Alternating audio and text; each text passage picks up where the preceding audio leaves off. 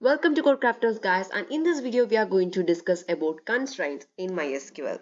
So what are constraints? Constraints are like it's actually specified whenever a table is created, or you can actually modify the table by using the alter command. So even through alter command you can add a constraint. So what is a constraint? It's like there are specific rules to data in a table. That's what constraints are used for. So it actually limits the type of data that can go to the table.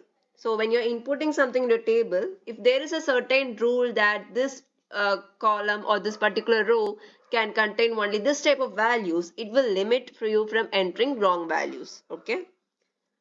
So this ensures that accuracy and reliability of the data in the table, right?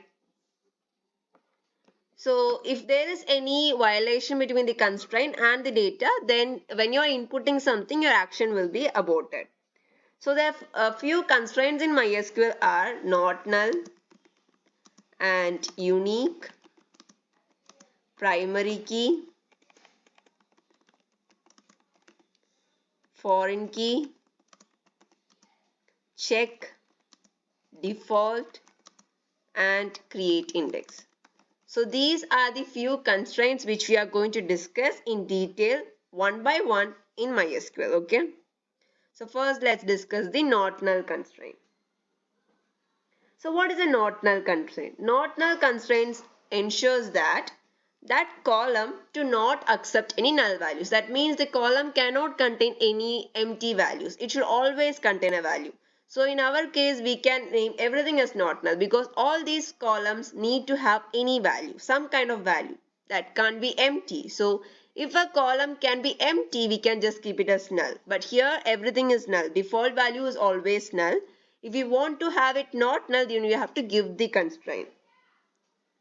So it always ensures that particular column contains a value. Okay. And to create not null, let's say we are going to alter. As of now, we already created the table, right? So you can add a constraint while creating the table, or you can add a constraint while altering. Okay. So right now we don't want to again create the table and everything. We'll just go with the alter statement. Alter table, and our table name is customers.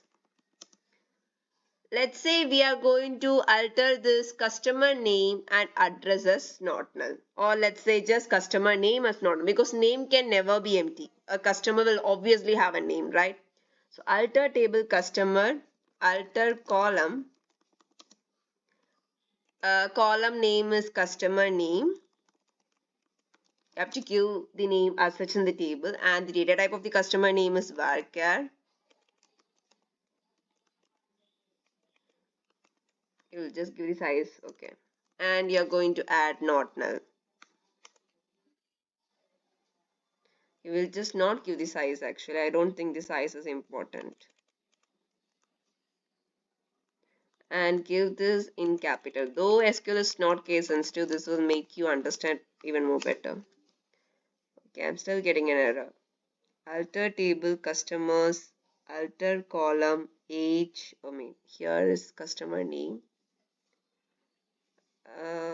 Why am I getting an error in the first place?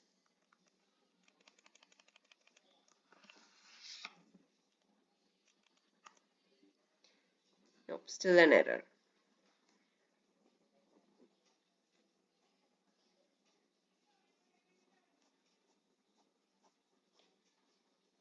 Let's give it like this. Instead of alter column, let's say modify column. Okay.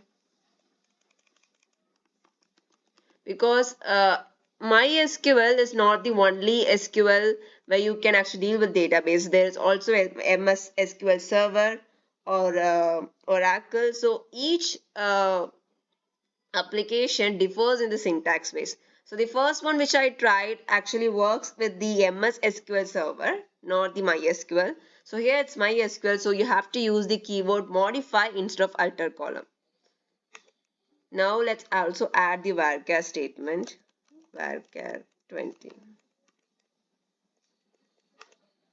Yeah, so let's go to the description part. Description customers will give you whether the constraint is added or not. Yeah, you can see here in customer name, In the before case, we had the null values accepted, yes. But now it's given like null values can't be accepted. That means the customer name can never be empty now. It always should contain a value.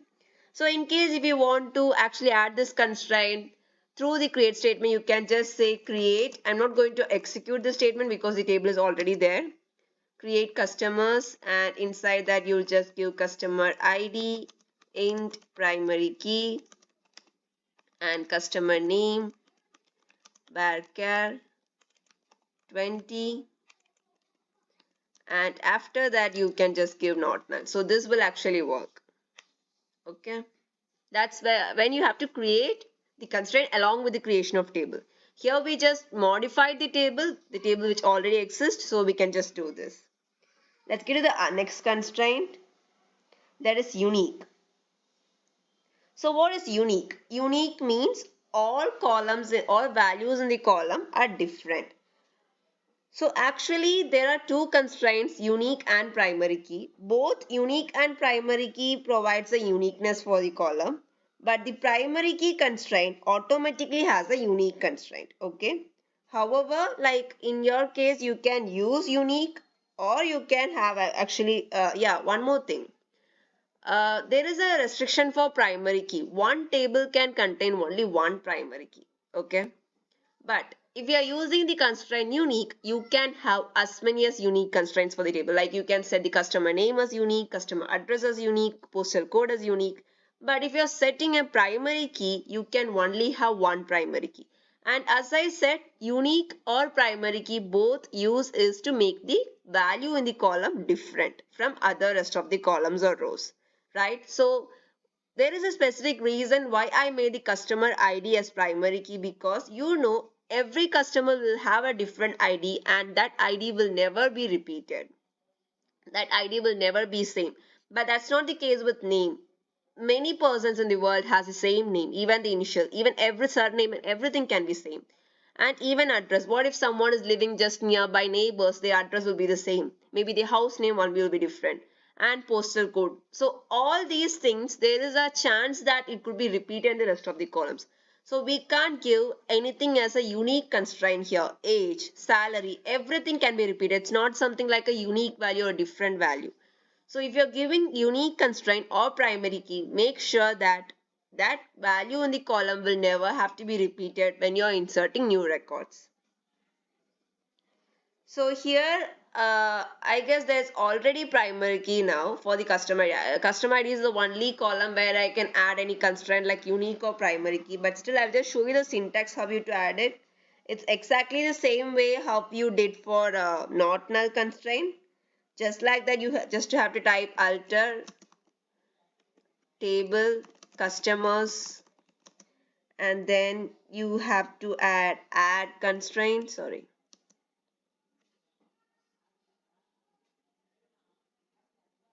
Alter table customers, add constraint. Yeah, in when you're adding not null, you didn't mention the name add constraint, right? You just said alter table customers, modify column, not null. You're just saying that's not null. But when you're adding a constraint like unique or primary key, you have to use a keyword named add, then constraint. Okay, because as a constraint you have to say add constraint. And add constraint, you can usually say the column name. Here it's customer ID, so you can just use customer ID. I'm not going to modify this because it's already in the primary key constraint. So even if you want to drop a constraint, let's say we have to drop this primary key, alter table customers,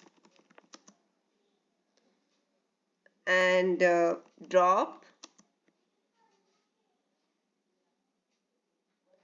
constraint primary key. You can give it like that. We will just come to this when you're working for primary key. So a primary key constraint can actually have unique values and is also a combination of not null values. As it is a unique value, there is also one more rule that whatever column has the primary key constraint, it can never be empty either. It should always contain a value. Okay.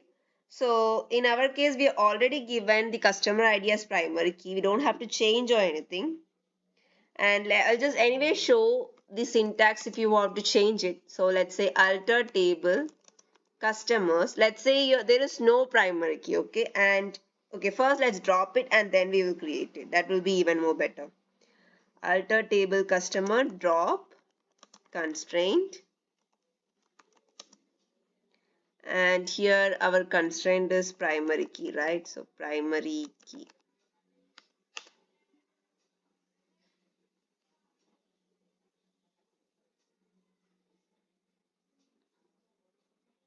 Like even I just think the constraint is not necessary here.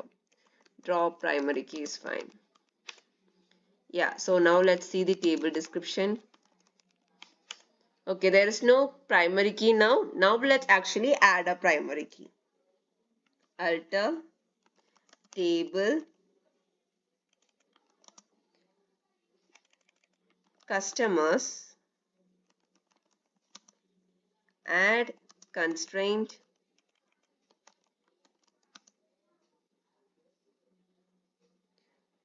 one more thing. You can actually use an alias for primary key. Let's say a primary key is bit like this, right? So if you want to name for primary key, like you want to keep a nickname for primary key, you can use that. Because when you're deleting something, you're dropping a constraint, that will be easier to identify the key. Rather than using the key name, you can have a nickname for the key for you to identify. So let's say the primary key is PK. Okay, PK primary key, and you're going to give primary key for customer ID, right? So I don't know whether the syntax is right. Let's just try it out. Okay, now let's see the description part. Yeah, so what did you do here? You have given the statement like alter table and then the table name, and you have given the keyword add constraint. I already said only in the case of not null you don't have to use the word add constraint. All the other rest cases you have to use the word add constraint. Then PK, then primary key. PK is like an alias for it. So like for example, if you want to drop the primary key, let's say alter table customers, you can just say drop PK. Oh, 1 second.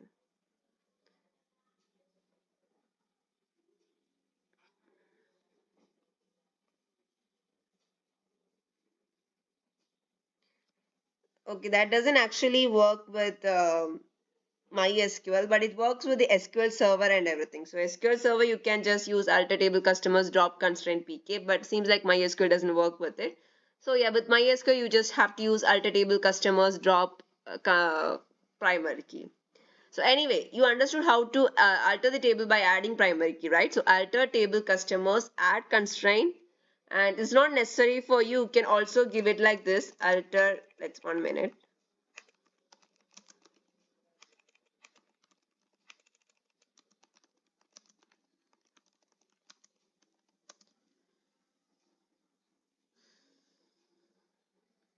The table customers, first let's drop it, drop primary key.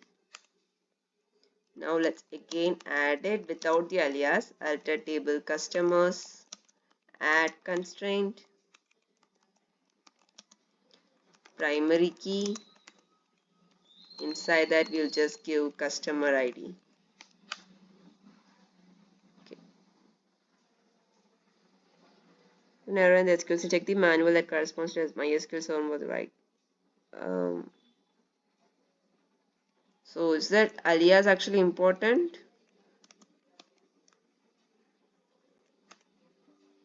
No, it's not the alias issues. Alter table customers add constraint. What's the issue? Yeah, the spelling actually, not the alias, sorry. Constraint spelling is wrong.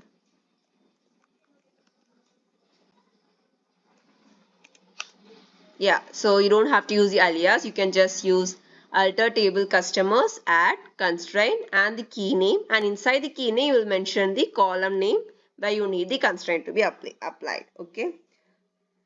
I hope I didn't confuse with a lot of statements here because I was confused with so many versions of MySQL. Some statements doesn't work on MySQL, some statement only works in the MySQL server.